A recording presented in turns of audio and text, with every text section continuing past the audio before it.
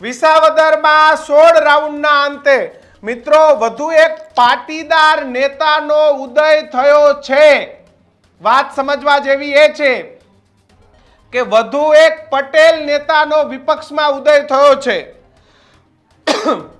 Bharatiya Janata party એવું માનતી હતી કે પટેલના વોટ એટલે ભાજપના વોટ છે, પટેલ નેતાઓ ભાજપ પાસે છે, પરંતુ એ તમામની વચ્ચે ગોપાલ ઇટાલિયા નામના વધુ એક પાટીદાર નેતાનો ઉદય એ જૂનાગઢની ધરતી પરથી વિસાવદર વિધાનસભાથી થવા જઈ રહ્યો છે।